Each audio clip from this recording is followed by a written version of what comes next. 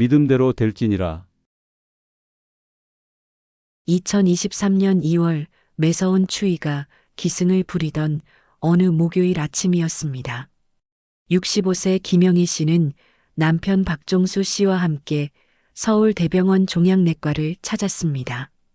지난달부터 계속된 복통과 극심한 체중 감소 때문이었죠.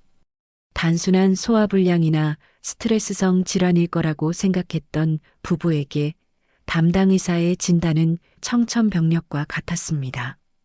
담관암 3기 말입니다. 현재 상태로는 길어야 4개월 정도로 보입니다. 영희의 손에서 가방이 떨어졌습니다. 68세 종수의 얼굴이 하얗게 질렸죠. 선생님, 그게 뭔가 잘못된 거 아닙니까? 종수가 떨리는 목소리로 말했습니다. 담관암은 조기 발견이 매우 어려운 암입니다.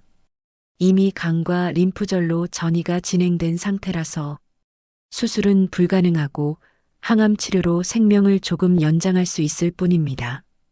의사의 차분한 설명이 계속되었지만 영희에게는 마지막 말만 귓가에 맴돌았습니다. 4개월, 65년을 살아오면서 이런 충격을 받아본 적이 없었어요. 남편과 함께 성실히 살아왔고 자녀들도 잘 키워놓았는데 하루아침에 죽음 선고를 받다니. 항암 치료는 언제부터 시작할 수 있습니까? 종수가 간신히 정신을 차리고 물었습니다. 다음 주부터 가능합니다. 하지만 부작용이 심할 수 있고 근본적인 완치는 기대하기 어렵습니다. 병원을 나오는 길, 부부는 아무 말 없이 걸었습니다. 2월의 찬바람이 뼛속까지 파고들었어요. 여보, 우리 애들한테는 어떻게 말하지? 영희의 목소리가 떨렸습니다. 둘째 아들 박준호는 25세로 아직 사회초년생이고 딸 박선희는 27세지만 취업준비생으로 아직 독립하지 못한 상황이었거든요. 일단 치료부터 받아보자. 의사가 4개월이라고 했지만 기적이 일어날 수도 있잖아. 종수가 영희의 어깨를 감싸며 말했습니다. 하지만 그 자신도 절망감을 감출 수 없었어요. 지하철 안에서 영희는 창밖을 멍하니 바라봤습니다. 평범한 일상을 살아가는 사람들이 부러웠어요. 어제까지만 해도 자신도 그들처럼 내일을 당연하게 여기며 살았는데, 엄마, 아빠, 어디 다녀오셨어요? 집에 들어서자 준호가 반갑게 맞이했습니다. 오늘은 회사에서 연차를 냈나 봐요. 응, 그냥 병원에서 검사받고 왔어. 영희가 애써 밝은 표정을 지으며 대답했습니다. 검사요? 어디 아프세요? 아니야, 정기검진. 그런 거지. 종수가 얼른 말을 가로막았습니다. 아직은 아이들에게 말할 때가 아니라고 생각했거든요. 엄마 얼굴이 많이 안 좋아 보이는데. 괜찮으세요? 선희가 부엌에서 나오며 걱정스럽게 물었습니다. 응, 그냥 좀 피곤해서 그래. 요즘 잠을 못 잤나 봐. 저녁 식사 시간 가족들은 평소처럼 식탁에 둘러앉았습니다. 하지만 영희는 음식이 목으로 넘어가지 않았어요. 엄마, 왜 안 드세요? 오늘 고등어 조림 진짜 맛있는데. 준호가 이상하게 여기며 말했습니다. 응, 속이 좀 메스꺼워서. 영희가 억지로 숟가락을 들었지만 몇 숟가락 뜨지 못했어요. 그날 밤 영희는 잠을 이룰 수 없었습니다. 천장을 바라보며 온갖 생각이 머릿속을 휘몰아쳤어요. 내가 정말 죽는 건가? 아직 선희도 취업 못했는데, 준호도 결혼 생각도 못 해봤는데, 옆에서 자고 있는 종수를 바라봤습니다. 결혼한 지 35년 한 번도 큰 병 없이 건강하게 살았는데 이런 일이 생기다니. 하나님, 정말 하나님이 계신다면 제발 저를 도와주세요. 영희는 간절히 기도했습니다. 어릴 때 할머니를 따라 교회에 다닌 기억이 났거든요. 그때 할머니가 그랬어요. 영희야, 어려울 때 하나님께 기도해라. 분명히 도와주신다. 다음 날부터 항암 치료가 시작되었습니다. 일주일에 2번씩 병원을 오가며 독한 약물을 주사 맞는 생활이 시작된 거죠. 어머니, 요즘 너무 자주 병원 가시는 것 같은데 정말 괜찮으세요? 선희가 의심스러운 눈빛으로 물었습니다. 응, 그냥 몸이 좀 안 좋아서 검사 받는 거야. 영희가 애매하게 대답했어요. 아직은 아이들을 걱정시키고 싶지 않았거든요. 항암 치료의 부작용은 상상보다 훨씬 심했습니다. 구토, 극심한 피로감, 입맛 상실. 영희의 몸은 하루가 다르게 말라갔어요. 여보, 정말 견딜 수 있겠어? 종수가 걱정스럽게 물었습니다. 응. 의사 선생님이 초기에는 이런 증상이 자연스럽다고 하셨어. 하지만 영희의 마음속은 점점 절망으로 가득 찼습니다. 과연 이 치료가 효과가 있을까? 정말 나을 수 있을까? 한 달이 지났습니다. 첫 번째 검사 결과 암세포의 성장이 조금 늦춰지긴 했지만 뚜렷한 호전은 없었어요. 계속 치료를 받으시면서 지켜보셔야겠습니다. 하지만 큰 기대는 하지 마세요. 의사의 말에서 희망을 찾기 어려웠습니다. 집으로 돌아오는 길, 영희는 절망에 빠졌습니다. 여보, 나 정말 이대로 죽는 거 아니야? 무슨 소리야? 아직 한 달밖에 안 됐잖아. 시간을 두고 봐야지. 종수가 영희를 다독였지만 그 자신도 마음이 무너져 내리고 있었어요. 그때였습니다. 아파트 엘리베이터에서 같은 층에 사는 이웃 아주머니를 만났어요. 어머, 영희 씨, 요즘 많이 안 좋아 보이세요? 아, 네. 몸이 좀 안 좋아서요. 혹시 큰 병이라도 있으신 건 아니죠? 영희가 잠시 망설였습니다. 그동안 누구에게도 말하지 못했던 이야기를 하고 싶었어요. 사실, 암이에요. 담간암 3기래요. 어머나, 그럼 정말 심각한 거 아니에요?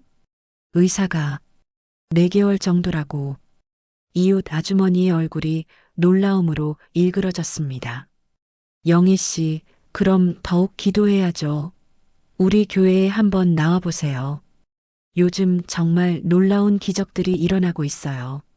교회요? 네. 우리 목사님이 기도해 주시면 정말 병이 낫는 사람들이 많아요. 실제로 제가 본 사람들이 여러 명 있거든요. 영희의 마음이 조금씩 움직였습니다. 지금 상황에서는 지푸라기라도 붙잡고 싶었거든요. 정말 그런 일이 있나요? 물론이죠. 영희 씨, 이번 주 일요일에 한 번만 나와 보세요.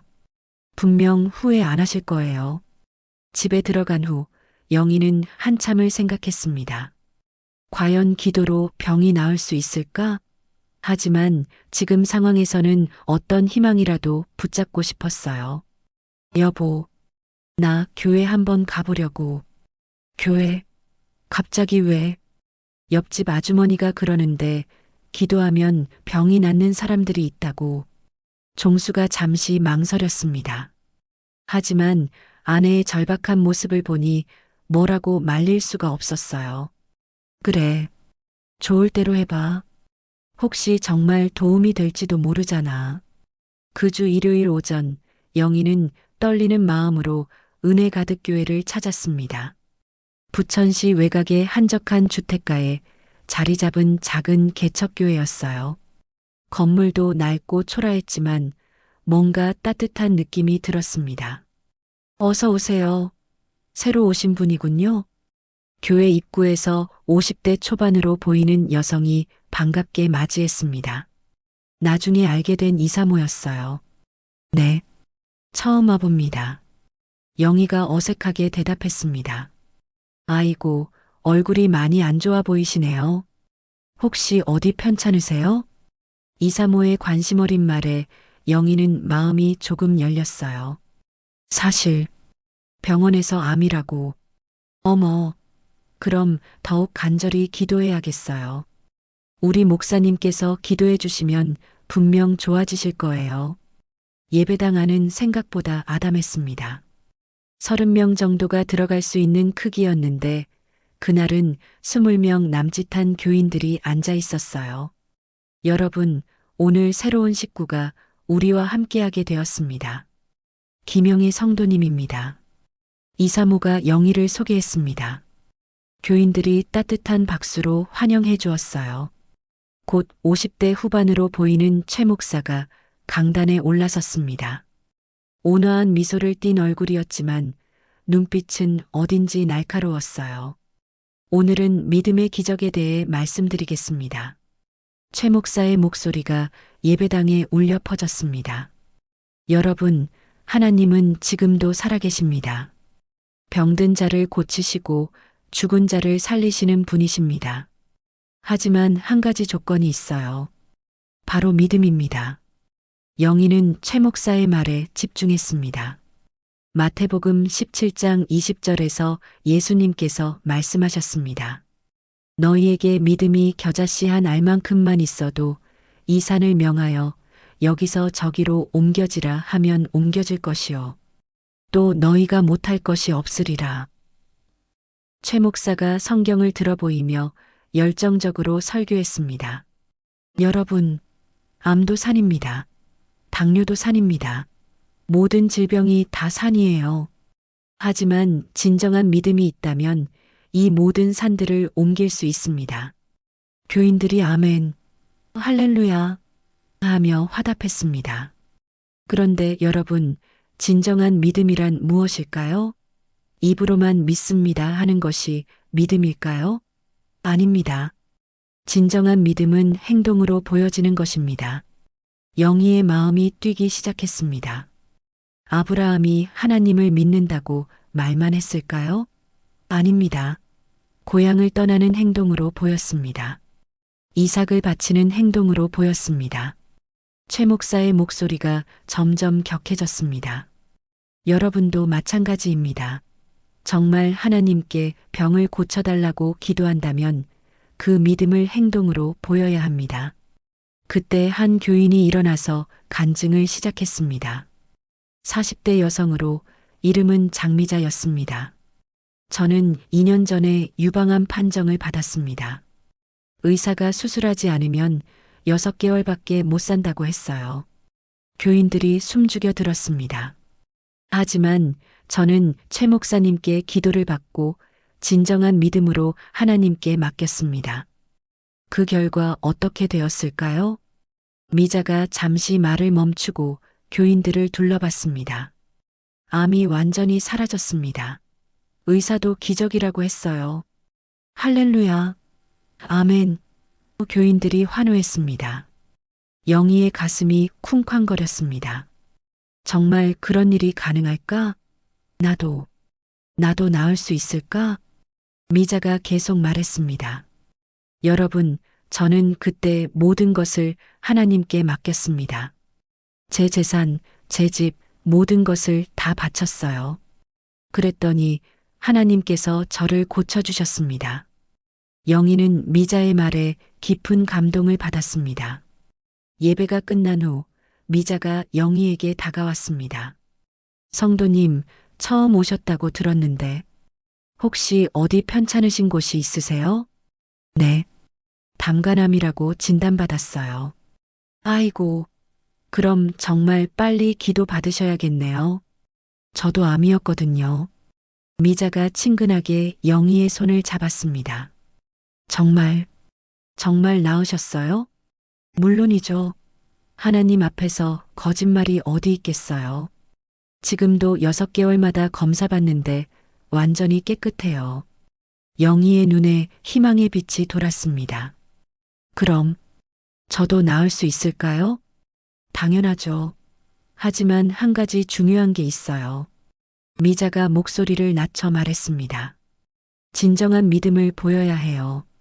하나님께서는 마음만 보시는 게 아니라 행동도 보세요.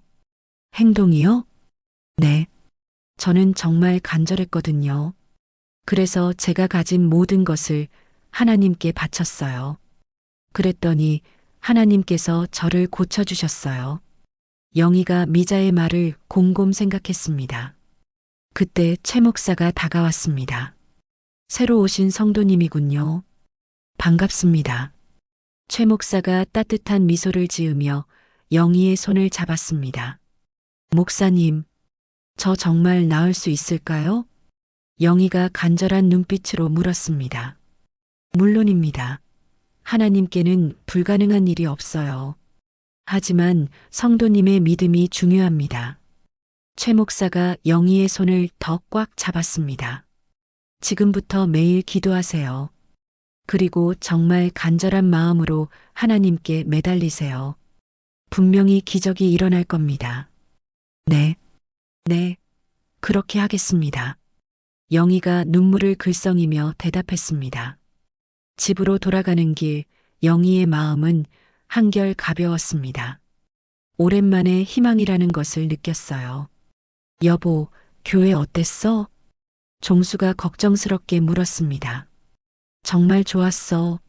거기서 암이 나은 사람을 직접 만났어. 정말? 응. 그분도 의사가 6개월이라고 했는데 기도하고 나았다고 해. 종수는 반신반의했지만 아내의 밝은 표정을 본 지 오래되어서 다행스러웠어요. 그럼 다음 주에도 가볼까? 응, 꼭 가야겠어. 그날 밤 영희는 오랜만에 평안한 잠을 잤습니다. 꿈속에서도 교회의 찬송 소리가 들렸어요. 다음 날부터 영희는 달라졌습니다. 매일 새벽 5시에 일어나서 기도하기 시작했어요. 하나님, 저를 고쳐주세요. 제가 정말 간절히 기도드립니다. 놀랍게도 일주일 후 영희의 컨디션이 조금씩 좋아지기 시작했습니다. 항암 치료 부작용으로 계속 구토를 했는데 그것도 줄어들었어요. 엄마, 오늘 얼굴색이 좀 좋아 보이는데? 선희가 신기하게 말했습니다. 응, 그래. 나도 몸이 좀 나아진 것 같아. 영희는 이것이 하나님의 은혜라고 확신했습니다. 그 주 일요일 영희는 더욱 기대하는 마음으로 교회에 갔습니다. 성도님, 얼굴이 많이 좋아지셨네요. 미자가 반갑게 맞이했습니다. 네, 정말 기도가 응답되는 것 같아요. 그럼 그렇고 말고요. 하나님께서 성도님의 간절한 기도를 들으셨나 봐요. 예배 시간 최 목사가 다시 한번 믿음에 대해 설교했습니다. 여러분, 하나님께서 여러분의 기도를 들으시고 계십니다. 하지만 기도만으로는 부족해요. 진정한 믿음을 행동으로 보여야 합니다. 영희는 최 목사의 말 한마디 한마디에 집중했습니다. 구약시대 사람들은 어떻게 했습니까? 재물을 바쳤습니다. 자신이 가진 가장 소중한 것을 하나님께 드렸어요. 최 목사의 목소리가 점점 커졌습니다. 지금도 마찬가지입니다. 정말 하나님께 치유받고 싶다면 여러분의 믿음을 보여야 해요. 예배가 끝난 후 이사모가 영희에게 다가왔습니다. 성도님, 요즘 많이 좋아지시는 것 같던데 정말 감사한 일이에요. 네, 정말 하나님의 은혜인 것 같아요. 그런데 성도님, 이제 하나님께 감사를 표현하셔야 하지 않을까요? 감사를 표현한다는 것이 헌금이에요. 하나님께서 성도님을 고쳐주시는데 그냥 받기만 하면 안 되죠. 이사모의 말에 영희는 고개를 끄덕였습니다. 물론이죠. 당연히 헌금을 해야겠어요. 얼마 정도 생각하고 계세요? 글쎄요. 10만 원 정도? 이사모가 잠시 망설이더니 말했습니다. 성도님, 하나님께서 성도님의 생명을 구해주시는데 10만 원이면 좀 적은 것 같지 않아요? 영희가 당황했습니다. 그럼 50만 원? 성도님, 남편분이 대기업에 다니신다고 들었는데 하나님께서 보시기에는 성도님의 정성이 얼마나 진실한지가 중요해요. 그날 집으로 돌아온 영희는 깊은 고민에 빠졌습니다. 이사모의 말이 계속 머릿속을 맴돌았어요.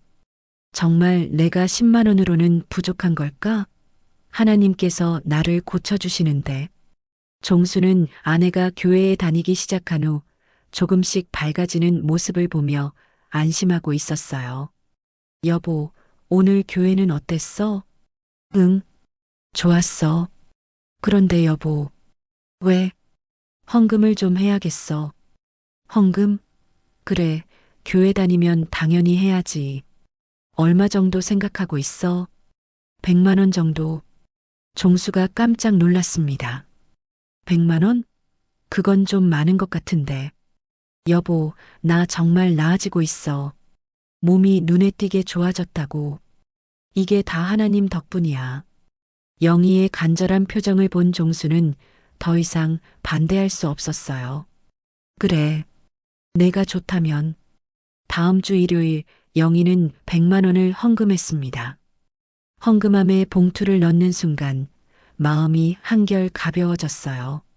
예배가 끝난 후 최 목사가 영희를 따로 불렀습니다. 성도님, 오늘 정성스러운 헌금 감사합니다. 아닙니다. 당연한 일이죠. 그런데 성도님, 혹시 11조는 하고 계세요? 11조요? 네.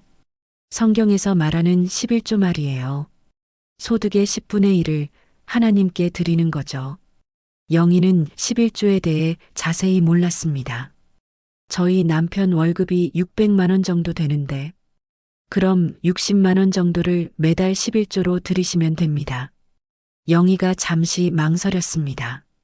매달 60만 원이면 적지 않은 돈이었거든요. 성도님, 11조는 하나님께 드리는 가장 기본적인 예의입니다. 이것도 하지 않으면서 하나님께 병을 고쳐달라고 하는 것은 좀 그렇지 않을까요? 최 목사의 말에 영희는 고개를 끄덕였습니다. 네, 맞는 말씀이에요. 그리고 성도님의 병이 점점 좋아지고 있는 것도 보세요. 하나님께서 성도님의 믿음을 보고 계신 거예요. 정말로 영희의 몸 상태는 조금씩 나아지고 있었습니다.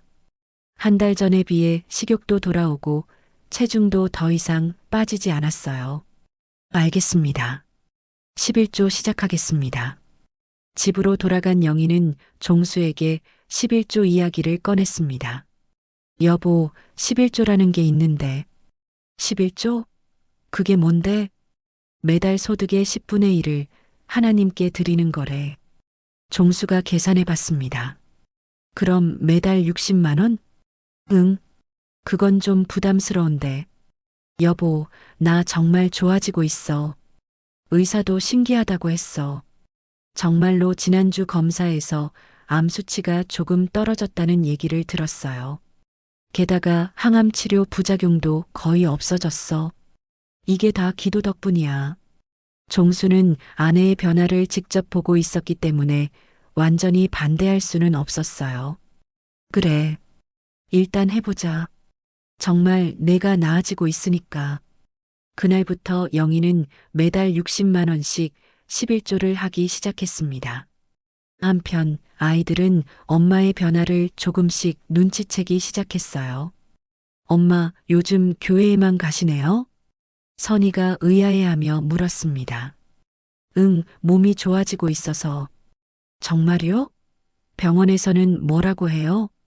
아직 완전히 좋아진 건 아니지만 조금씩 나아지고 있대.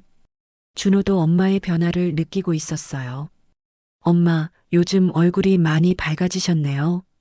응, 기도하니까 마음이 편해져서 그런가 봐. 그런데 몇 주 후 미자가 영희에게 더 깊은 이야기를 하기 시작했습니다. 성도님, 요즘 많이 좋아지셨죠?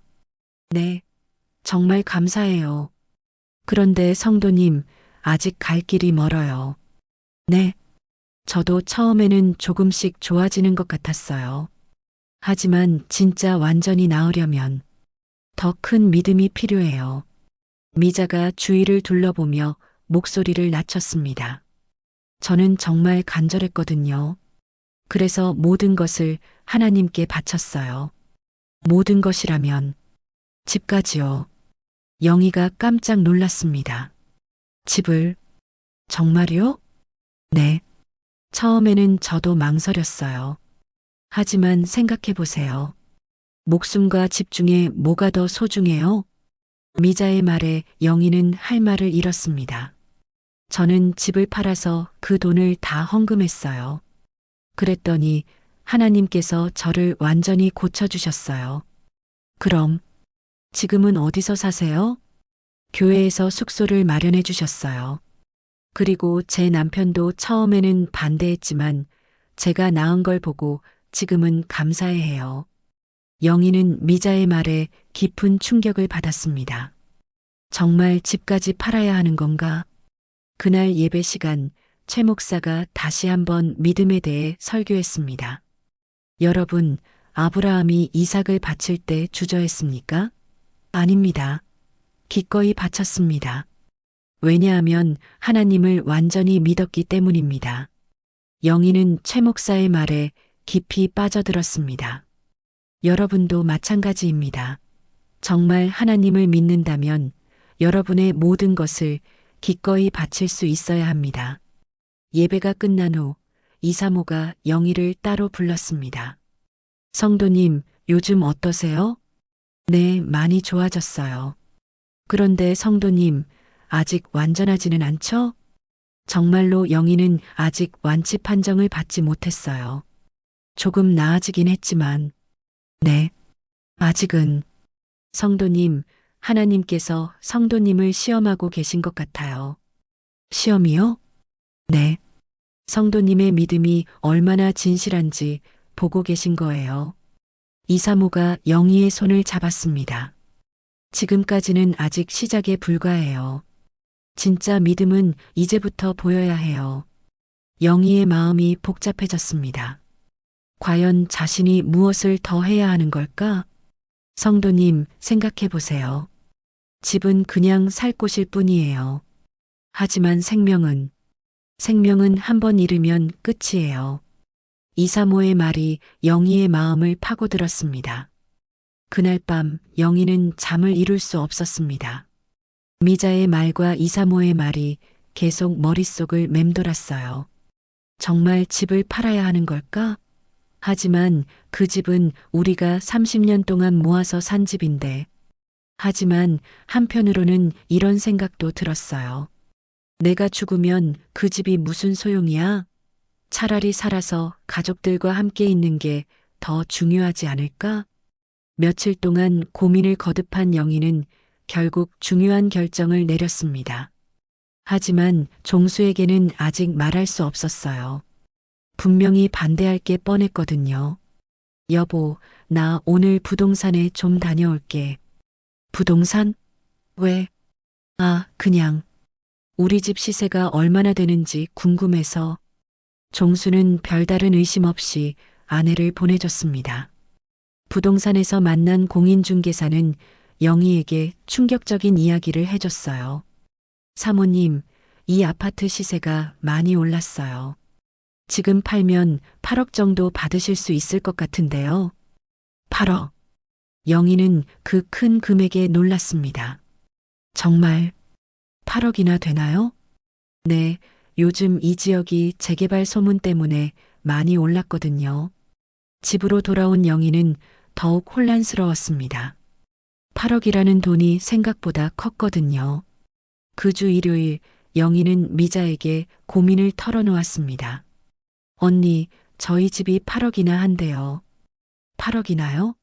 그럼 정말 큰 믿음을 보여드릴 수 있겠네요. 미자가 눈을 반짝이며 말했습니다. 하지만 너무 큰 돈이라서. 성도님, 생각을 바꿔보세요. 하나님께서 성도님께 8억이라는 큰 돈을 주신 이유가 뭘까요? 네, 바로 하나님께 드리라고 주신 거죠. 이건 우연이 아니에요. 미자의 말에 영희는 뭔가 운명적인 것을 느꼈습니다. 저도 처음에는 집이 아까웠어요. 하지만 팔고 나니까 마음이 정말 편해지더라고요. 그리고 곧바로 몸이 좋아졌어요. 정말요? 물론이죠. 성도님, 망설이지 마세요. 하나님께서 성도님을 기다리고 계세요. 그날 예배 시간 최 목사의 설교는 더욱 강렬했습니다. 여러분, 부자 청년이 예수님께 왔을 때 무슨 말씀을 하셨습니까? 내 소유를 다 팔아 가난한 자들에게 주고 나를 따르라고 하셨어요. 영희는 그 말씀이 자신에게 하시는 말씀 같았어요. 그런데 그 청년은 어떻게 했습니까? 근심하며 돌아갔습니다. 재물 때문에 영생을 포기한 거예요. 최 목사가 영희를 똑바로 쳐다보며 말했습니다. 여러분은 어떻게 하시겠습니까? 재물을 택하시겠습니까? 아니면 생명을 택하시겠습니까? 예배가 끝난 후 영희는 더 이상 망설일 수 없었습니다. 다음 날 영희는 종수가 회사에 간 사이에 부동산에 다시 찾아갔습니다. 사모님, 정말 파시려는 거예요? 네. 급한 일이 생겨서요. 하지만 남편분과 상의는 하셨어요? 영희가 잠시 망설였습니다. 제 명의로 되어 있는 집이에요. 정말로 그 집은 영희 명의로 되어 있었어요.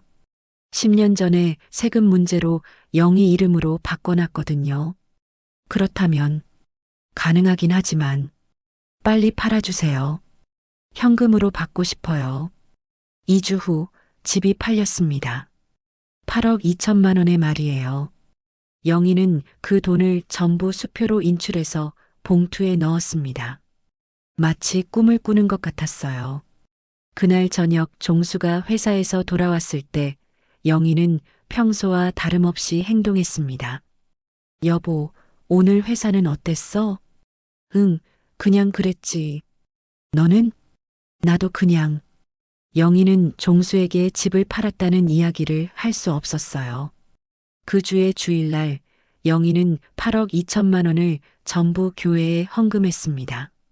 성도님, 정말 큰 믿음이시네요. 최 목사가 감동한 듯이 말했습니다. 이제 하나님께서 성도님을 완전히 고쳐주실 겁니다. 영희의 마음은 한편으로는 홀가분했지만 한편으로는 불안했어요. 하지만 일주일 후 영희에게 큰 시련이 찾아왔습니다. 여보, 이게 대체 무슨 일이야? 종수가 집에 들어오자마자 소리쳤습니다. 손에는 부동산 등기부등본이 들려 있었어요. 여보, 우리 집이 팔렸다고? 내가 팔았다고? 종수의 얼굴이 새빨갛게 달아올랐습니다. 여보, 내가 설명할게. 설명? 무슨 설명? 내 허락도 없이 집을 팔았다고? 그 돈은 어디 갔어? 영희가 떨리는 목소리로 대답했습니다. 교회에 헌금했어. 뭐라고? 8억을 헌금했다고? 종수가 믿을 수 없다는 표정으로 영희를 바라봤습니다. 여보, 내가 나아지고 있어. 이 모든 게 하나님의 은혜야. 은혜? 은혜가 뭐야? 우리가 30년 동안 모은 돈을 하루아침에 날려버렸다고. 그때 선희와 준호가 집에 들어왔습니다. 아버지, 왜 그렇게 화나세요? 너희 어머니가 우리 집을 팔아서 교회에 다 줘버렸어. 뭐라고요? 아이들이 깜짝 놀랐습니다. 엄마, 정말이요? 선희가 믿을 수 없다는 표정으로 물었습니다. 선희야, 엄마가 나아지고 있어. 하나님께서, 엄마, 정신 차리세요. 8억을 그냥 줘버렸다고요? 준호도 화를 내며 말했습니다. 준호야, 너는 몰라. 엄마가 얼마나 아팠는지. 아프면 병원에서 치료받으면 되잖아요. 왜 그 돈을 교회에 줘요? 가족들의 분노가 폭발했습니다. 여보, 정말 정신이 나갔구나. 종수가 주저앉으며 한탄했습니다. 이제 우리가 어디서 살아? 전세금도 없는데. 영희도 당황했습니다. 그동안 가족들이 이렇게 반대할 줄은 몰랐거든요. 여보, 하나님께서 우리를 돌봐주실 거야. 하나님? 하나님이 뭐야? 정신 차려. 종수가 소리쳤습니다. 그날 밤 집안은 아수라장이 되었습니다. 종수는 술을 마시며 탄식했고 아이들은 엄마를 이해할 수 없다며 화를 냈어요. 엄마, 우리 이제 어떻게 살아요? 선희가 울며 말했습니다. 하나님께서 길을 열어주실 거야. 영희는 가족들의 원망 속에서도 자신의 선택이 옳다고 믿으려 했습니다. 다음 날 영희는 교회에 가서 이사모에게 상황을 이야기했어요. 성도님, 가족들이 반대하는 건 당연해요. 이사모가 담담하게 말했습니다. 세상 사람들은 영적인 것을 이해하지 못해요. 하지만 성도님이 옳은 선택을 하신 거예요. 그런데 남편이 너무 화를 내서 성도님, 성경에서 뭐라고 했습니까? 사람의 원수가 자기 집 사람들이라고 했어요. 이사모의 말이 영희에게는 위로가 되었습니다. 가족들이 반대하는 것도 사탄의 방해예요. 성도님의 믿음을 흔들려고 하는 거죠. 영희는 이사모의 말에 고개를 끄덕였습니다. 그럼 제가 잘한 거예요? 물론이죠. 성도님은 아브라함 같은 믿음을 보이신 거예요. 그로부터 한 달이 지났습니다. 영희는 가족들의 차가운 시선을 견디며 교회에만 의지하고 있었어요. 일순간에 집을 잃은 가족은 갑작스럽게 짐을 정리하고 부랴부랴 종수의 형 집에 잠시 얹혀 살게 되었습니다. 좁은 방 하나에서 네 식구가 지내는 것은 정말 힘들었어요. 형수님, 정말 미안해요. 종수가 형수에게 고개를 숙였습니다. 아니에요, 형님. 어려울 때 도와야죠. 하지만 형수의 표정에서도 불편함이 느껴졌어요. 그런데 정말 영희가 8억을 교회에 줘버렸다고요? 네. 제가 말려도 듣지 않았어요. 준호와 선희는 엄마에 대한 원망으로 가득했습니다. 엄마는 정말 미친 것 같아. 선희가 준호에게 속삭였습니다. 응, 완전히 정신이 나갔어. 8억을 그냥 줘버리다니. 한편 교회에서는 영희를 영웅 취급했습니다. 영희 성도님처럼 믿음이 큰 분은 처음 봐요. 교인들이 영희를 칭찬했습니다. 정말 아브라함 같은 믿음이시네요. 영희는 교회에서만큼은 인정받는 기분이었어요. 집에서는 가족들이 차갑게 대했지만 교회에서는 모든 사람들이 자신을 존경했거든요. 그런데 그때 교회에 새로운 인물이 나타났습니다. 30대 남성으로 이름은 한기철이었어요. 기철은 회사에서 회계 일을 하는 직업을 가지고 있었고 교회에서 재정 관리를 도와달라는 부탁을 받았습니다. 기철 성도님, 우리 교회 재정 관리를 좀 도와주세요. 이사모가 기철에게 부탁했습니다. 네, 제가 할 수 있는 일이라면. 기철은 성실한 사람이었습니다. 교회 장부를 정리하면서 꼼꼼히 기록을 확인했어요. 그런데 며칠 후 기철은 이상한 점을 발견했습니다. 교회로 들어온 헌금과 나간 돈의 내역이 맞지 않았어요. 특히 영희가 헌금한 거액인 8억 2천만 원의 행방이 불분명했습니다. 이상한데 이 돈이 어디로 간 거지? 기철이 장부를 자세히 들여다봤습니다. 놀랍게도 그 돈의 대부분이 최 목사와 이사모의 개인 계좌로 이체된 기록이 있었어요. 이건 말이 안 되는데? 기철은 충격을 받았습니다. 교회 헌금을 개인적으로 사용하는 것은 명백한 횡령이었거든요. 더 자세히 조사해 보니 다른 교인들의 헌금도 마찬가지였습니다. 미자가 헌금한 돈도 다른 교인들이 바친 돈도 모두 목사 부부의 개인 계좌로 전부 흘러 들어갔어요. 이건 말도 안 돼. 완전한 사기라고. 기철은 이 사실을 어떻게 해야 할지 고민했습니다. 교인들이 믿고 바친 돈을 목사가 개인적으로 쓰고 있다니. 특히 영희의 경우가 가장 심각했어요. 집까지 팔아서 바친 돈을 목사가 자기 돈처럼 쓰고 있었거든요. 기철은 용기를 내어 영희의 아들 준호에게 연락했습니다. 안녕하세요, 준호 씨.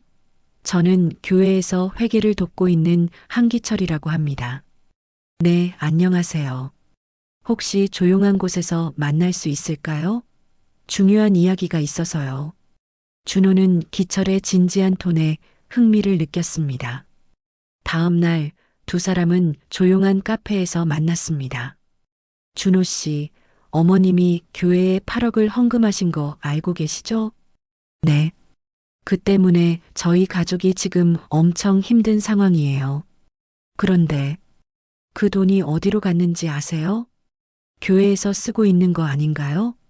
기철이 가져온 서류를 준호에게 보여줬습니다. 이걸 보세요. 어머님이 헌금하신 8억이 모두 최 목사와 이사모의 개인 계좌로 들어갔어요. 준호가 서류를 보더니 얼굴이 굳어졌습니다. 이게 정말인가요? 네, 제가 직접 확인한 거예요. 이건 명백한 횡령이에요. 그럼 우리가 고발할 수 있는 거죠? 물론이죠. 하지만 증거가 필요해요. 기철이 복사해온 서류들을 준호에게 줬습니다. 이 서류들을 잘 보관하세요. 나중에 법적 조치를 취할 때 필요할 거예요. 준호는 희망을 느꼈습니다. 드디어 엄마를 구할 수 있는 방법을 찾은 것 같았어요. 정말 감사합니다. 저희 어머니가 완전히 속고 계신 거였네요. 그런데 주의하세요. 절대 교회 사람들에게는 이 이야기를 하면 안 돼요. 하지만 그 대화를 몰래 엿듣고 있는 사람이 있었습니다. 바로 미자였어요. 미자는 급히 이사모에게 연락했습니다. 사모님, 큰일 났어요. 왜 그래요? 한기철이 준호한테 뭔가 이상한 서류를 보여주면서 목사님들을 고발하자고 하더라고요. 이사모의 얼굴이 싸늘해졌습니다. 정말요? 확실해요? 네, 제가 직접 들었어요. 그날 저녁 교회에서는 긴급 회의가 열렸습니다. 기철성도 오늘 누구를 만났습니까? 최 목사가 차갑게 물었습니다. 네, 무슨 말씀이신지. 영의 성도님 아들을 만나서 우리 교회를 비방했다면서요? 기철이 당황했습니다. 누군가가 자신들의 대화를 들었나 봐요. 목사님, 제가 발견한 것이 있는데. 발견한 거? 뭘 발견했다는 거요? 교회 재정에 문제가 있어요. 헌금이 개인 계좌로. 잠깐. 최 목사가 손을 들어 기철의 말을 가로막았습니다. 기철성도 당신이 지금 뭘 하고 있는지 알아요? 네. 사탄이 당신을 통해 우리 교회를 무너뜨리려고 하는 거예요. 교인들이 웅성거리기 시작했습니다. 기철 성도님이 사탄에게 미혹됐나 봐요. 교회를 헐뜯다니. 최 목사가 목소리를 높였습니다. 여러분, 기철 성도가 지금 무슨 일을 하고 있는지 보세요. 하나님의 종을 비방하고 교회를 헐뜯고 있어요. 목사님, 제가 말씀드리려는 건 그만해요. 더 이상 사탄의 말은 듣고 싶지 않아요. 교인들이 기철을 향해 야유를 보내기 시작했습니다. 나가세요. 교회에서 나가. 사탄아 물러가라. 기철은 교인들의 집단 공격에 당황했습니다. 여러분, 제발 들어보세요. 정말 중요한 이야기. 나가. 당장 나가. 결국 기철은 교회에서 쫓겨났습니다. 그가 가져온 서류들도 모두 최 목사가 압수했어요. 영희 성도님, 최 목사가 영희를 불렀습니다. 네, 목사님. 당신 아들이 기철과 함께 우리 교회를 무너뜨리려고 하고 있어요. 영희가 깜짝 놀랐습니다. 그런 일이 있었나요? 네. 그런데 성도님은 어떻게 하시겠어요? 사탄에게 미혹된 아들을 택하시겠어요? 아니면 하나님을 택하시겠어요? 영희는 깊은 갈등에 빠졌습니다. 목사님, 제 아들이 정말 그런 일을. 성도님, 성경에서 뭐라고 했습니까? 하나님보다 아들을 더 사랑하는 자는 내게 합당하지 아니하다고 했어요. 그날 밤 영희는 준호와 크게 다퉜습니다. 준호야, 내가 기철이라는 사람과 만났다며? 엄마, 들어보세요. 목사가 엄마 돈을 횡령했어요. 그런 소리 하지 마. 목사님이 그런 분이 아니야. 엄마, 증거가 있다고요. 그건 사탄이 너를 미혹하는 거야. 준호는 엄마가 완전히 세뇌되었다는 것을 깨달았습니다. 며칠 후 기철은 교회 주변에서 자취를 감췄습니다. 준호가 아무리 연락해도 받지 않았어요. 마치 증발해버린 것 같았습니다. 준호와 선희는 유일한 증거와 희망을 잃고 절망에 빠졌습니다. 기철이 사라진 후 교회는 더욱 폐쇄적으로 변했습니다. 외부인의 출입을 차단하고 교인들끼리만 모이는 시간이 늘어났어요. 영의 성도님, 이제 성도님께 중요한 제안이 있어요. 이사모가 영희를 따로 불렀습니다. 네, 무엇인지요? 교회에서 숙소를 마련했어요. 성도님이 오셔서 하나님을 더 가까이에서 섬기시면 어떨까요? 숙소요? 네. 교회 뒤편에 작은 방이 있어요. 거기서 지내시면서 교회 일을 도와주시면. 영희는 잠시 망설였습니다. 지금 형님 집에서 지내는 것도 눈치가 보였거든요. 하지만 가족들이, 가족들이 성도님을 이해하지 못하잖아요. 오히려 성도님의 믿음을 방해하고 있고요. 이사모의 말이 맞았어요. 집에서는 매일 가족들과 갈등만 반복되고 있었거든요. 여기서 지내시면 마음 편히 기도도 하시고 하나님께 더 가까이 갈 수 있어요. 그런데 제가 뭘 도와드릴 수 있을까요? 교회 청소, 음식 준비, 여러 가지 일들이 있어요. 성도님 같은 분이 계시면 정말 큰 도움이 될 거예요. 영희는 그날 밤 깊은 고민을 했습니다. 가족들과의 관계는 점점 나빠지고 있었고 집에서는 눈치만 보이고 있었어요. 차라리 교회에서 지내는 게 나을 것 같기도 하고 다음 날 영희는 가족들에게 교회에서 지내겠다고 말했습니다. 엄마, 정말이에요? 선희가 믿을 수 없다는 표정으로 물었습니다. 응. 교회에서 숙소를 마련해줬대. 엄마, 정신 차리세요. 집도 없이 교회에서 살겠다고요? 종수가 화를 냈습니다. 여보, 우리가 언제까지 형님 집에 얹혀 살 수는 없잖아. 그럼 전세라도 얻자고. 왜 교회에서 살아? 여보는 몰라. 교회에서 나를 정말 필요로 해. 영희는 더 이상 가족들과 이야기하고 싶지 않았어요. 그들은 자신을 이해해주지 않았거든요. 일주일 후 영희는 간단한 짐을 챙겨서 교회로 이사했습니다. 교회 뒤편의 작은 방은 정말 초라했어요. 화장실도 공용이고 방 크기도 고작 3평 정도였습니다. 성도님, 여기서 지내시면서 하나님께 더 가까이 가세요. 이사모가 영희를 방에 안내했습니다. 감사합니다. 그리고 내일부터 교회 일을 도와주시면 돼요. 새벽 5시에 일어나서 교회 청소하고 예배 준비하고 영희의 새로운 생활이 시작되었습니다. 매일 새벽 5시에 일어나서 교회를 청소하고 예배 준비를 하고 교인들 식사를 준비했어요. 영희 성도님, 물컵 좀 가져오세요. 영희 성도님. 화장실 청소를 안 했네요. 영희 성도님. 교인들이 영희를 마치 교회 식모처럼 부렸습니다. 하지만 영희는 그것도 하나님을 섬기는 일이라고 생각했어요. 한편 미자는 영희 옆에 붙어서 계속 세뇌 작업을 했습니다.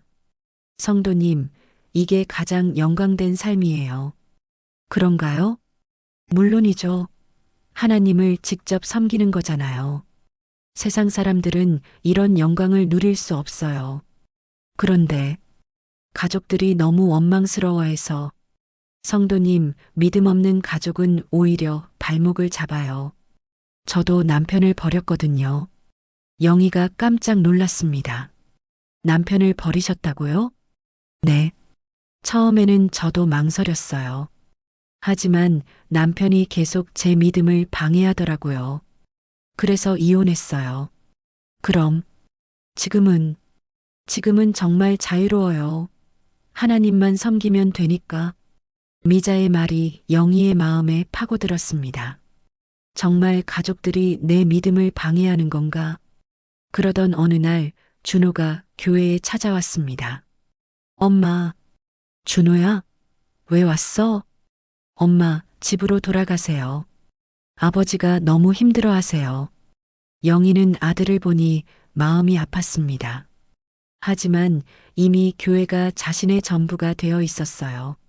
준호야, 엄마는 여기서 하나님을 섬기고 있어. 엄마, 이게 하나님을 섬기는 거예요? 남의 집 식모 생활하는 게? 준호의 말에 영희가 상처받았습니다. 내가 뭘 안다고 그래. 엄마, 정신 차리세요. 목사가 엄마를 이용하고 있는 거라고요. 그때 이사모가 나타났습니다. 영희 성도님, 무슨 일이세요? 아, 제 아들이 와서. 아들분이군요. 하지만 지금은 예배 준비 시간이에요. 이사모가 준호를 차갑게 바라봤습니다. 젊은이, 어머니가 하나님을 섬기고 계시는데 방해하지 마세요. 방해라니요? 제 엄마인데. 하지만 지금 어머니는 하나님의 딸이세요. 세상 가족보다 신앙이 우선이에요. 준호가 화를 냈지만 영희는 이사모의 말에 고개를 끄덕였습니다. 준호야, 넌 이해 못할 거야. 돌아가.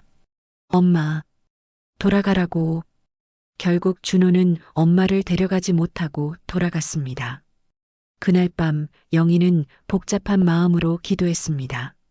하나님, 제가 잘하고 있는 건가요?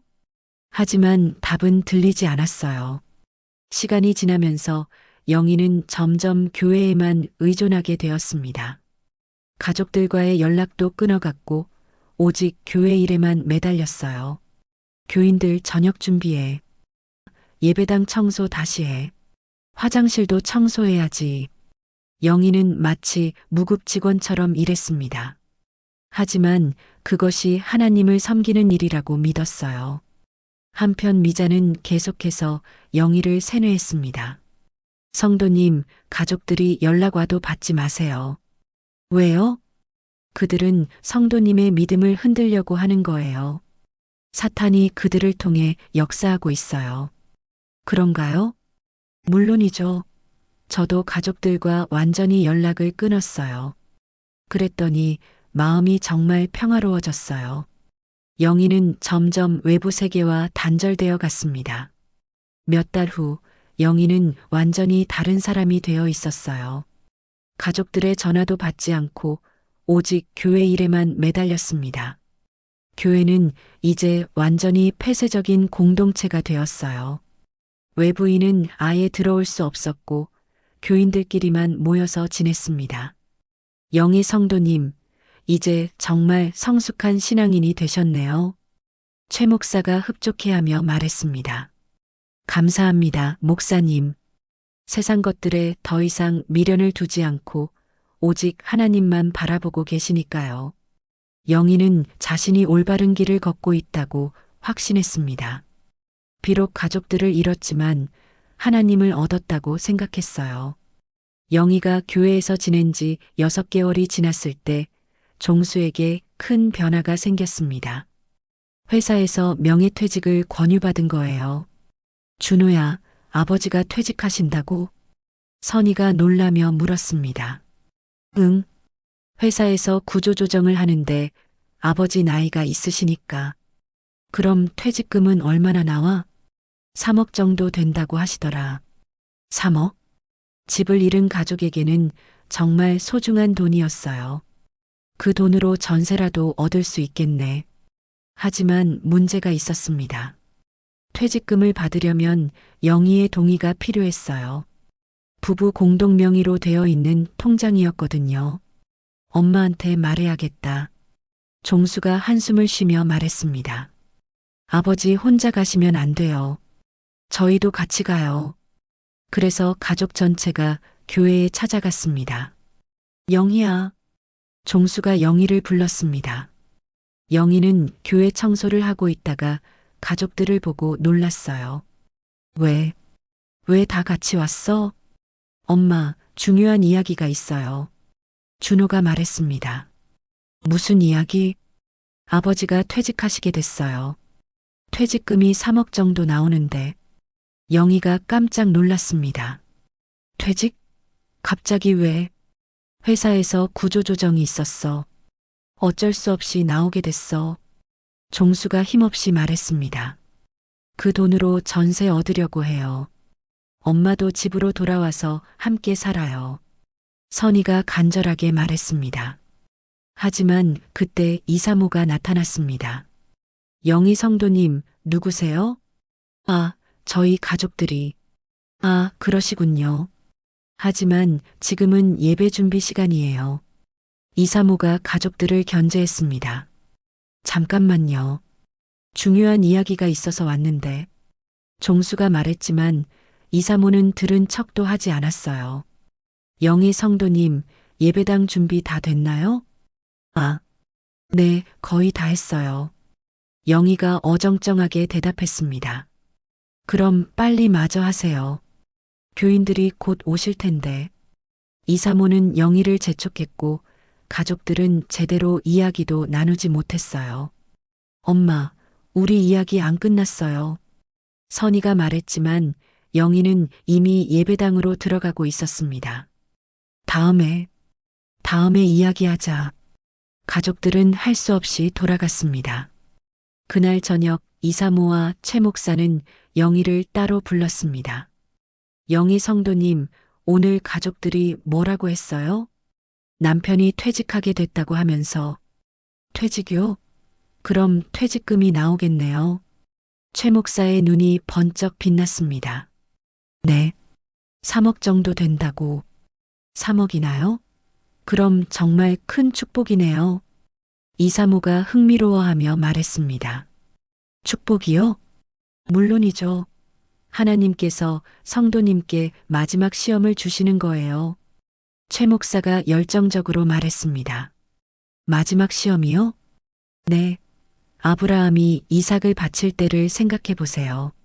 하나님께서 마지막에 가장 소중한 것을 요구하셨잖아요.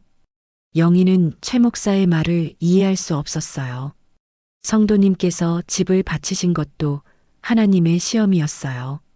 그리고 이제 마지막 시험이 남았어요. 마지막 시험이. 그 퇴직금을 하나님께 바치는 거예요. 영희가 깜짝 놀랐습니다. 퇴직금을 전부요? 성도님, 진짜 믿음은 마지막까지 바치는 거예요. 이사모가 영희의 손을 잡았습니다. 하지만 그 돈은 저희가 살아갈 돈인데. 성도님, 하나님께서 성도님을 버리실까요? 절대 그러지 않으세요. 최 목사가 확신에 찬 목소리로 말했습니다. 집을 바치신 후에 성도님께 무슨 일이 일어났습니까? 몸이 좋아지셨잖아요. 정말로 영희는 항암 치료를 받지 않아도 컨디션이 괜찮았어요. 이제 퇴직금까지 바치시면 완전히 나으실 거예요. 정말 그럴까요? 물론이죠. 하나님께는 불가능한 일이 없어요. 영희는 깊은 고민에 빠졌습니다. 하지만 가족들이 성도님의 믿음을 방해하고 있어요. 이사모가 단호하게 말했습니다. 그들은 성도님이 하나님께 가까이 가는 것을 원하지 않아요. 그런가요? 당연하죠. 사탄이 가족들을 통해 성도님을 유혹하고 있는 거예요. 최 목사의 말에 영희는 고개를 끄덕였습니다. 며칠 후 영희는 종수에게 연락했습니다. 여보, 나와서 이야기 좀 하자. 정말? 드디어 집으로 돌아올 거야? 종수가 기대하며 교회에 갔습니다. 여보, 퇴직금 이야기인데. 응, 그 돈으로 전세 얻어서 함께 살자. 여보, 그 돈을 하나님께 바쳐야겠어. 종수의 얼굴이 굳어졌습니다. 뭐라고? 퇴직금을? 3억을? 여보, 내가 완전히 나으려면. 정신 차려. 집도 날렸는데 퇴직금까지 날릴 거야? 종수가 소리쳤습니다. 여보는 몰라. 하나님께서 나를 시험하고 계셔. 시험? 그게 시험이야? 그건 사기야. 완전한 사기라고. 여보가 믿음이 없어서 그런 말하는 거야. 두 사람은 크게 다퉜습니다. 영희야, 제발. 제발 정신 차려. 우리가 이제 어떻게 살아? 종수가 무릎을 꿇으며 애원했습니다. 하지만 영희의 마음은 이미 정해져 있었어요. 여보, 미안해. 하지만 이건 꼭 해야 하는 일이야. 이틀 후 영희는 은행에 가서 퇴직금 3억을 모두 인출했습니다. 종수가 막으려 했지만 영희가 법적으로 동의하지 않으면 어쩔 수 없었어요. 영희야, 마지막으로 한 번만 더 생각해봐. 여보, 이제 그만해. 내 결정이야. 그 주 일요일 영희는 3억을 모두 교회에 헌금했습니다. 성도님, 정말 대단하세요. 최 목사가 감격해하며 말했습니다. 이제 하나님께서 성도님을 완전히 축복해 주실 거예요. 하지만 그날 저녁 종수가 교회에 찾아왔습니다. 영희야, 나 못 살겠다. 이혼하자. 여보, 우리가 40년 가까이 모은 돈을 다 날렸어. 이제 더 이상 같이 살 수 없어. 종수의 얼굴에는 절망만이 가득했습니다. 준호야, 선이야. 아버지는 엄마와 이혼한다. 아버지, 미안하다. 아버지가 무능해서. 종수는 그날로 집을 나갔습니다. 준호와 선이는 엄마를 원망하며 등을 돌렸어요. 엄마, 저희도 더 이상 엄마 자식으로 살 수 없어요. 선이가 눈물을 흘리며 말했습니다. 엄마가 가족보다 교회를 선택하셨으니까 저희도 엄마 없이 살겠어요.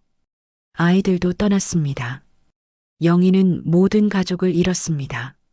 하지만 교회 사람들은 영희를 위로했어요. 성도님, 괜찮아요. 세상 가족보다 신앙 가족이 더 소중해요. 미자가 영희를 달랬습니다. 우리가 성도님의 진짜 가족이에요. 영희는 눈물을 흘리며 고개를 끄덕였습니다. 그로부터 1년이 지났습니다. 2024년 겨울, 영희는 여전히 교회에서 살고 있었어요. 매일 새벽 5시에 일어나서 청소를 하고 교인들의 식사를 준비하는 생활을 반복했습니다. 가족들과는 완전히 연락이 끊어진 상태였어요. 종수는 이혼 소송을 진행했고 아이들도 엄마를 포기한 상태였습니다. 교인들은 영희를 마치 하인처럼 부렸지만 영희는 그것도 하나님을 섬기는 일이라고 여겼어요. 성도님, 정말 수고가 많으시네요. 새로운 교인이 영희에게 말했습니다. 40대 여성으로 박현숙이라는 분이었어요. 아니에요. 당연한 일이죠. 영희가 밝게 웃으며 대답했습니다. 현숙은 최근에 남편이 사업에 실패해서 큰 빚을 지게 된 상황이었어요. 절망 속에서 교회를 찾게 된 거죠. 현숙 성도님, 어서 오세요. 최 목사가 현숙을 반갑게 맞이했습니다. 목사님, 저희가 정말 어려운 상황에 처했는데 걱정하지 마세요. 하나님께서 모든 것을 해결해 주실 거예요.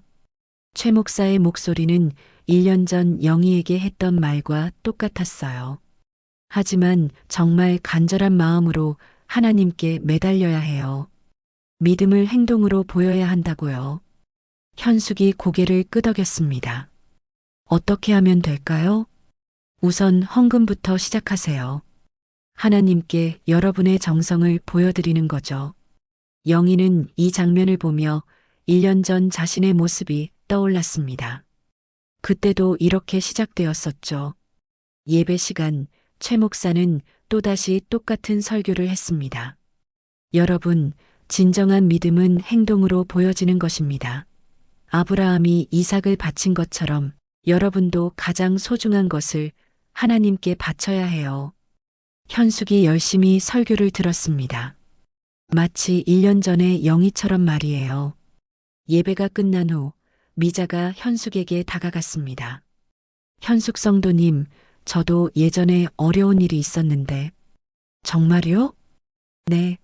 하지만 진심으로 하나님께 바쳤더니 모든 게 해결됐어요. 저는 집까지 바쳤거든요. 현숙의 눈이 커졌습니다.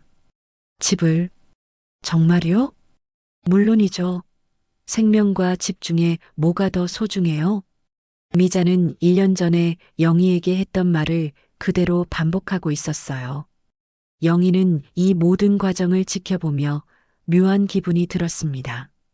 마치 자신이 걸었던 길을 다른 사람이 똑같이 걷는 것 같았어요. 나도 저랬었나?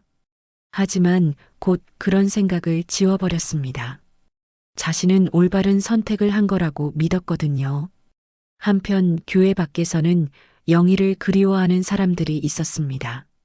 준호와 선희는 가끔 교회 근처를 지나가며 엄마를 멀리서 바라보곤 했어요. 오빠, 엄마 많이 마르신 것 같아. 선희가 눈물을 글썽이며 말했습니다. 응, 완전히 다른 사람이 된 것 같아. 준호도 마음이 아팠습니다. 영희는 정말 많이 변해 있었어요. 살도 많이 빠지고 얼굴도 초췌해졌습니다. 하지만 교회 일을 하며 환하게 웃고 있는 모습이 더욱 가슴 아팠어요. 엄마를 다시 데려올 방법은 정말 없을까? 글쎄, 한기철 씨가 사라진 후로는 증거도 없고 형제는 무력감을 느꼈습니다. 그런데 그때 선희의 휴대폰이 울렸어요. 여보세요? 선희 씨인가요? 저는 한기철입니다. 선희가 깜짝 놀랐습니다. 기철 씨요? 어디 계셨어요? 긴 이야기예요. 지금 만날 수 있나요? 1시간 후, 세 사람은 조용한 카페에서 만났습니다. 기철의 모습은 1년 전과 많이 달라져 있었어요. 수척해지고 신경질적으로 변해 있었습니다. 그동안 어디 계셨어요? 교회에서 쫓겨난 후에 계속 도망다니면서 살았어요. 도망다니다니요? 그들이 저를 계속 추적했거든요. 경찰에 신고까지 했어요. 기철이 떨리는 목소리로 말했습니다. 무슨 신고를? 저를 사기범이라고 신고했어요. 교회 돈을 훔쳤다고. 그럼 증거는? 모두 없어졌어요. 제가 가져온 서류들도 다 압수당했고 준호와 선희는 절망했습니다. 그럼 정말 방법이 없는 건가요? 미안해요.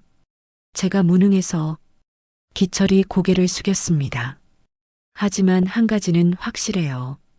최 목사와 이사모는 분명히 사기꾼이에요. 여러분 어머니뿐만 아니라 다른 사람들도 똑같이 속이고 있을 거예요. 정말로 기철의 말이 맞았습니다. 그 시각 교회에서는 현숙이 점점 깊이 빠져들고 있었어요. 현숙 성도님, 11조는 시작하셨죠? 이사모가 친근하게 물었습니다. 네. 남편 월급에서 10분의 1씩. 그런데 그것만으로는 부족해요. 정말 간절하다면 더 큰 믿음을 보여야 해요. 현숙은 영희가 걸었던 똑같은 길을 걷고 있었습니다. 한편 영희는 여전히 교회에서 성실히 일하고 있었어요. 매일 새벽부터 밤늦게까지 쉬지 않고 일했습니다. 예배당 청소, 영희야, 교인들 저녁, 화장실도 청소해야지. 영희는 묵묵히 모든 일을 해냈습니다. 그것이 하나님을 섬기는 일이라고 믿었거든요. 어느 날 저녁 영희는 홀로 예배당에서 기도하고 있었습니다. 하나님, 제가 잘하고 있는 건가요? 예배당은 조용했습니다. 십자가만이 영희를 내려다보고 있었어요. 제 가족들이 저를 이해해주지 않아요. 영희의 눈에서 눈물이 흘렸습니다.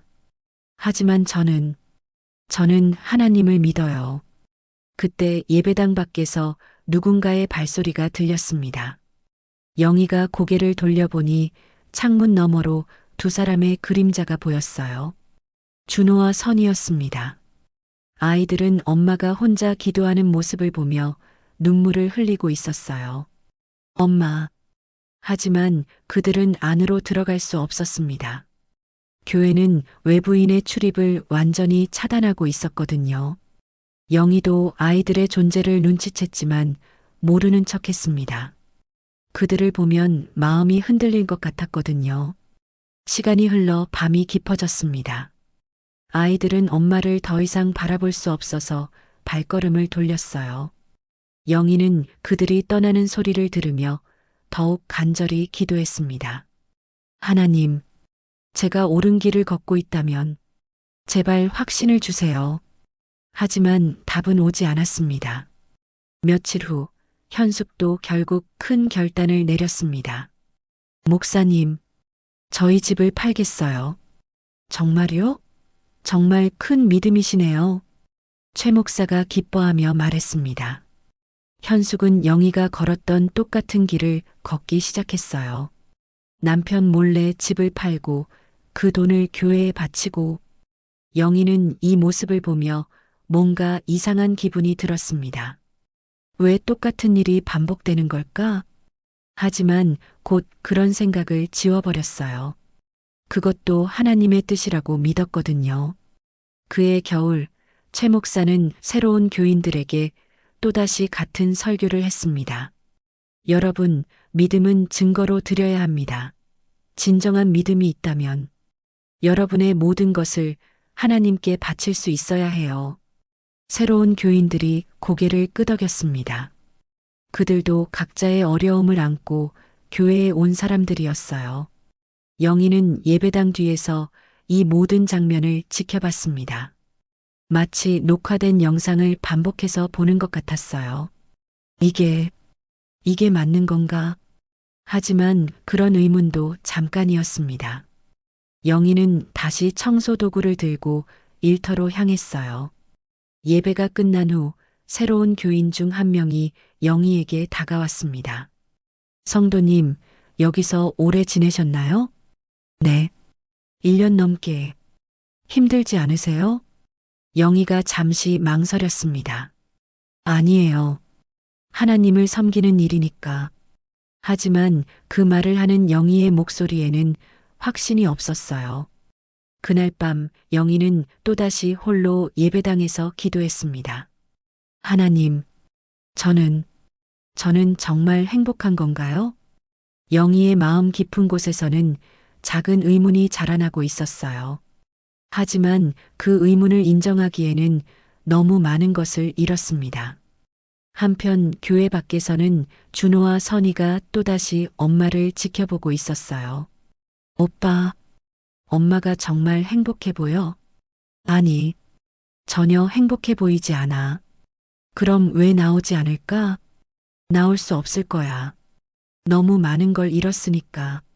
형제는 엄마의 처지를 이해했지만 어쩔 수 없었어요. 그때 선희가 기철에게서 들은 말이 떠올랐습니다.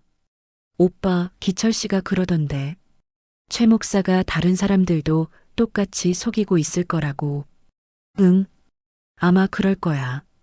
그럼 우리가 할 수 있는 일이 있을까? 준호가 깊이 생각했습니다. 글쎄, 새로운 피해자가 생기지 않도록 경고하는 것 정도? 그래, 그것도 좋은 생각이야. 형제는 최소한 새로운 피해자가 생기는 것만이라도 막아보기로 했습니다. 며칠 후 그들은 교회 근처에서 전단지를 나누기 시작했어요. 은혜 가득 교회 피해자 가족입니다. 이 교회는 사기 교회입니다. 절대 속지 마세요. 하지만 사람들은 그들의 말을 잘 믿지 않았어요. 종교의 자유를 방해하지 마세요. 교회를 비방하는 게 죄입니다. 오히려 그들이 이상한 사람 취급을 받았어요. 그러던 중 한 사람이 그들에게 다가왔습니다. 혹시 최 목사 때문에 피해를 보신 분들인가요? 네. 그런데 누구세요? 저도 피해자 중 한 명이에요. 제 어머니도 거기서 모든 걸 잃었어요. 그 사람은 현숙의 아들이었습니다. 어머니가 집까지 팔아서 교회에 져버렸어요. 준호와 선희는 다른 피해자 가족이 있다는 것을 알고 위안을 받았습니다. 우리가 힘을 합치면 뭔가 할 수 있을지도 모르겠네요. 하지만 현실은 녹록하지 않았어요. 증거도 없고 법적 조치를 취하기도 어려웠습니다. 그해 크리스마스 이브, 영희는 교회에서 혼자 크리스마스 준비를 하고 있었어요. 예배당을 장식하고 교인들을 위한 음식을 준비하는 일이었습니다. 영희야, 케이크도 준비해야지. 영희야, 포장지 정리는 했어? 교인들은 크리스마스를 앞두고 더욱 바빴고 영희에게 더 많은 일을 시켰어요. 밤늦게까지 일을 마친 영희는 텅 빈 예배당에 혼자 앉아 있었습니다. 창밖으로는 눈이 내리고 있었어요. 크리스마스의 거룩한 밤이었지만 영희의 마음은 공허했습니다. 가족들은 지금 뭘 하고 있을까? 문득 그런 생각이 들었어요. 준호와 선희, 그리고 종수. 그들은 지금 어떻게 크리스마스를 보내고 있을까요? 영희의 눈에서 눈물이 흘렸습니다. 내가 정말 잘한 건가? 하지만 곧 그런 생각을 지워버렸어요. 너무 늦었거든요. 이미 모든 걸 잃었으니까. 그때 예배당 문이 열렸습니다. 하얀 눈이 세상을 덮고 있었지만 영희의 마음은 더욱 어두웠습니다. 그때 멀리서 캐럴 소리가 들려왔어요. 어디선가 가족들이 함께 크리스마스를 보내고 있는 소리였습니다. 영희는 그 소리를 들으며 오열했습니다. 하나님, 제가 정말 잘못한 건가요? 하지만 답은 여전히 들리지 않았어요. 다음 날 크리스마스, 새로운 교인들이 교회에 왔습니다. 그들도 각자의 절망을 안고 온 사람들이었어요. 최 목사는 또다시 똑같은 설교를 했습니다. 여러분, 하나님께서 여러분을 이곳으로 인도하셨습니다. 진정한 믿음을 보여주시면 모든 문제가 해결될 거예요. 새로운 교인들이 희망에 찬 눈빛으로 설교를 들었습니다. 영희는 예배당 뒤에서 이 모습을 지켜보며 깊은 절망을 느꼈어요. 이 모든 게 반복되는 거구나. 그 순간 영희는 깨달았습니다. 자신이 걸어온 길이 잘못되었다는 것을. 하지만 이미 너무 늦었어요. 모든 것을 잃은 상태에서 어떻게 다시 시작할 수 있을까요? 영희는 고개를 숙이고 다시 청소 도구를 들었습니다. 이제 이것 말고는 할 수 있는 일이 없었거든요. 그날 밤 영희는 침대에 누워 천장을 바라봤습니다. 내가 정말 원했던 게 이런 삶이었나? 하지만 돌이킬 수는 없었어요. 너무 많은 것을 잃었고 너무 깊이 빠져 있었거든요. 한편 세상 어딘가에서는 한기철이 여전히 숨어 지내고 있었습니다. 그는 영희와 다른 피해자들을 구하지 못한 죄책감에 시달리고 있었어요. 내가 더 용기 있게 행동했다면, 증거를 더 잘 보관했다면, 하지만 이미 늦었습니다. 그가 할 수 있는 것은 더 이상 없었어요. 계속 흘러갔습니다. 영희는 여전히 교회에서 살았고 가족들은 여전히 그녀를 그리워했습니다. 그리고 은혜 가득 교회에서는 새로운 피해자들이 계속 생겨났어요. 최 목사와 이사모는 변함없이 같은 방법으로 사람들을 속였고 미자는 새로운 교인들에게 같은 말을 반복했습니다. 진정한 믿음이 있다면 모든 것을 바칠 수 있어야 해요. 그 악순환은 끝나지 않았습니다. 지금도 어딘가에서 영희는 교회에서 살고 있을 것입니다. 매일 똑같은 일을 반복하며 자신이 옳은 길을 걷고 있다고 믿으려고 노력하면서 말이죠. 준호와 선희는 여전히 엄마를 그리워하며 가끔 교회 근처를 지나가며 멀리서 엄마를 바라보고 있을 것입니다. 종수는 홀로 남겨진 삶을 살아가며 아내를 잃은 슬픔과 분노 속에서 하루하루를 버텨내고 있을 것입니다. 그리고 한기철은 여전히 어딘가에서 숨어 지내며 진실을 밝히지 못한 죄책감에 시달리고 있을 것입니다. 한편 최 목사와 이사모는 새로운 피해자들을 찾아내며 같은 방법으로 사람들을 속이고 있을 것입니다. 이 이야기는 끝났지만 현실에서는 아직 끝나지 않았습니다. 지금 이 순간에도 어딘가에서는 영희와 같은 상황에 처한 사람들이 있을 것입니다.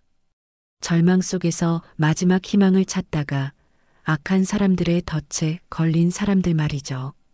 이 이야기를 들으시는 모든 분들이 영희와 같은 불행을 겪지 않기를, 그리고 주변의 영희들을 구할 수 있는 지혜와 용기를 갖기를 바랍니다.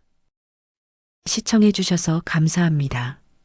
구독과 좋아요 부탁드립니다.